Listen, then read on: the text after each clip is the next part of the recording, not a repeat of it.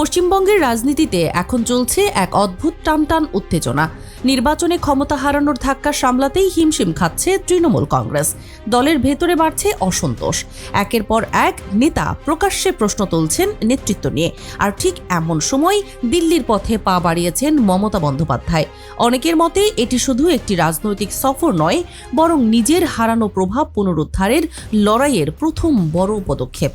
অন্যদিকে ককরোচ জনতা পার্টির সামনে চ্যালেঞ্জের মুখে পড়েছেন মোদী সরকার। প্রিয় দর্শক, আজকের বিশেষ প্রতিবেদনটি অবশ্যই শেষ পর্যন্ত দেখবেন। দেখার আগে কমেন্টে জানিয়ে দিবেন কোন জায়গা থেকে ভিডিওটি দেখছেন। পশ্চিমবঙ্গে বিজেপির কাছে বড় ব্যবধানে পরাজয়ের পর তৃণমূলের ভেতরে যে অস্থিরতা তৈরি হয়েছে তা এখন আর আড়াল করার সুযোগ নেই। দলের বিভিন্ন স্তরে নেতৃত্ব নিয়ে অসন্তোষ, সাংগঠনিক দুর্বলতা এবং ভবিষ্যৎ কৌশল নিয়ে মতবিরোধ ক্রমেই স্পষ্ট হয়ে উঠছে। এই পরিস্থিতিতে দিল্লিতে অনুষ্ঠিতব্য ইন্ডিয়া জোটের বৈঠককে অনেকেই মমতার জন্য রাজনৈতিক অক্সিজেন হিসেবে দেখছেন।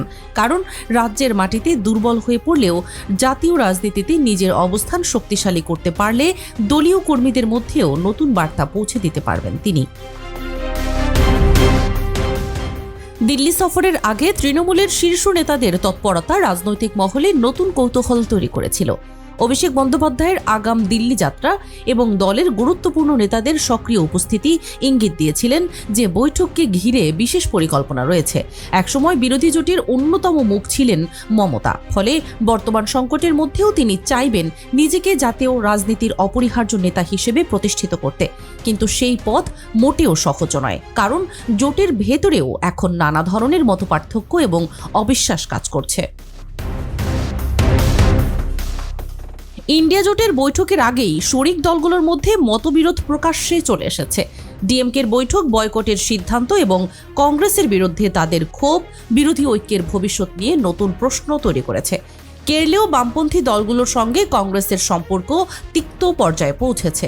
এমন অবস্থায় মমতা যদি কোনো ঐক্যের বার্তা দিতে পারেন, তাহলে তা তার রাজনৈতিক পুনরুত্থানের ক্ষেত্রে বড় ভূমিকা রাখতে পারে। কিন্তু বৈঠক ব্যর্থ হলে তার প্রভাব উল্টাও হতে পারে।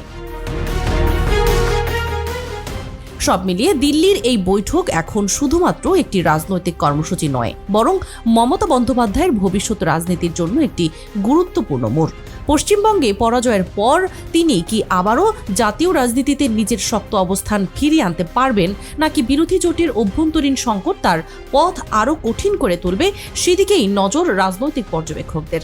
আগামী কয়েকদিনের ঘটনা প্রবাহই হয়তো বলে দেবে পরাজয়ের ধাক্কা সামলে মমতার নতুন অধ্যায় শুরু হচ্ছে নাকি সংকট আরও গভীর হচ্ছে। অন্যদিকে ভারতের রাজনীতিতে গত এক দশকেরও বেশি সময় ধরে নরেন্দ্র মোদী এবং বিজেপির আধিপত্যকে প্রায় অপ্রতিরোধ্য বলেই মনে করা হচ্ছিল। বিরোধী দলগুলো একের পর এক নির্বাচনে ব্যর্থ হয়েছে, আর মোদীর জনপ্রিয়তা যেন প্রতিটি সংকটকে ছাপিয়ে গেছে। কিন্তু এবার সেই শক্ত ভিতের নিচে অদ্ভুত এক কম্পন অনুভূত হচ্ছে। আশ্চর্যের বিষয় হলো, এই চ্যালেঞ্জ কোনো প্রতিষ্ঠিত রাজনৈতিক দল বা অভিজ্ঞ নেতার কাছ থেকে আসেনি, বরং সামাজিক যোগাযোগ মাধ্যমে ব্যঙ্গ বিদ্রুপের মাধ্যমে জন্ম নেওয়া একটি তথাকথিত তেলাপোকা পার্টি এখন লাখো তরুণের ক্ষোভ, হতাশা এবং বঞ্চনার প্রতীকে পরিণত হয়েছে। রাজনৈতিক মহলের অনেকেই এটিকে কেবল একটি অনলাইন ট্রেন্ড বলে উড়িয়ে দিতে চাইলেও ক্রমশ এটি এমন এক বাস্তবতায় রূপ নিচ্ছে যা দিল্লির ক্ষমতার করিডোরে উদ্বেগ ছড়িয়ে দিয়েছে। এই আন্দোলনের সবচেয়ে ভয়ঙ্কর দিক হলো এটি কোনো প্রচলিত রাজনৈতিক কাঠামোর মধ্যে আবদ্ধ নয়। এখানে নেই বড় কোনো সংগঠন, নেই হাজার হাজার কোটি টাকার নির্বাচনী তহবিল কিংবা বহু বছরের রাজনৈতিক ইতিহাস। তারপরও কয়েক সপ্তাহের মধ্যে কোটি কোটি তরুণ এর সঙ্গে নিজেদের সম্পৃক্ত করেছে। কারণ এই আন্দোলনের কেন্দ্রে রয়েছে ভারতের বর্তমান প্রজন্মের সবচেয়ে বড় সংকট, বেকারত্ব, শিক্ষা ব্যবস্থার অনিয়ম এবং ভবিষ্যৎ নিয়ে অনিশ্চয়তা। দীর্ঘদিন ধরে জমে থাকা ক্ষোভ যখন উপযুক্ত প্রতীকের সন্ধান পায়, তখন সেটি কতটা শক্তিশালী হয়ে উঠতে পারে তারই এক নতুন উদাহরণ হয়ে উঠেছে এই তেলাপোকা আন্দোলন। আর এ কারণেই বিজেপির জন্য এটি শুধুমাত্র একটি সামাজিক যোগাযোগ মাধ্যমের হাস্যরস নয়, বরং সম্ভাব্য রাজনৈতিক ঝড়ের আগাম বার্তা। দিল্লির যন্তর মন্তরে হাজার হাজার মানুষের উপস্থিতি অনেক রাজনৈতিক বিশ্লেষকদের দৃষ্টি আকর্ষণ করেছে। কারণ ইতিহাস বলে, বড় রাজনৈতিক পরিবর্তনের আগে প্রায় প্রায় এমন ছোট এবং আপাত দৃষ্টিতে গুরুত্বহীন আন্দোলন জন্ম নেয়, যেগুলোকে শুরুতে কেউ গুরুত্ব দেয় না, কিন্তু সময়ের সঙ্গে সঙ্গে সেগুলোই প্রতিষ্ঠিত ক্ষমতার জন্য বড় হুমকিতে পরিণত হয়। বিশেষ করে ভারতের মতো দেশে, যেখানে বিপুল সংখ্যক ভোটার তরুণ এবং তাদের বড় অংশ কর্মসংস্থান ও শিক্ষা ব্যবস্থা নিয়ে অসন্তুষ্ট, সেখানে এই ক্ষোভ যদি সাংগঠনিক রূপ পেতে শুরু করে তাহলে তা ভবিষ্যতের রাজনৈতিক সমীকরণ বদলে দিতে পারে। ফলে মোদী সরকারের সামনে এখন শুধু বিরোধী দলগুলোর চ্যালেঞ্জ নয়, বরং ক্ষুব্ধ তরুণ জনতার মনস্তত্ত্ব বোঝারও কঠিন পরীক্ষা হাজির হয়েছে। ভারতের সাম্প্রতিক রাজনৈতিক বাস্তবতায় সবচেয়ে বড় প্রশ্ন হয়ে দাঁড়িয়েছে, এই আন্দোলন কি শুধুই ক্ষণস্থায়ী সামাজিক উন্মাদনা, নাকি এটি নতুন ধরনের রাজনৈতিক শক্তির সূচনা?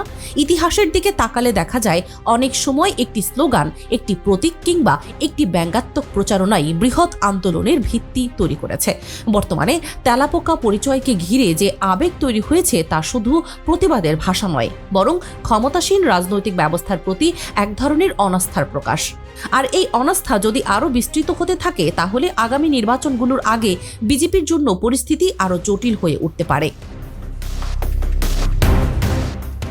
সব মিলিয়ে ককরোচ জনতা পার্টি এখন আর কেবল একটি অনলাইন রসিকতার নাম নয়, এটি এমন এক প্রতীকে পরিণত হয়েছে যা ভারতের তরুণ সমাজের হতাশা, ক্ষোভ এবং পরিবর্তনের আকাঙ্ক্ষাকে সামনে নিয়ে এসেছে। মোদী সরকারের দীর্ঘ রাজনৈতিক যাত্রায় বহু চ্যালেঞ্জ এসেছে এবং সেগুলো মোকাবিলাও করা হয়েছে, কিন্তু এবার যে চ্যালেঞ্জ সামনে এসেছে তার কোনো নির্দিষ্ট নেতা নেই সুস্পষ্ট রাজনৈতিক সীমারেখা।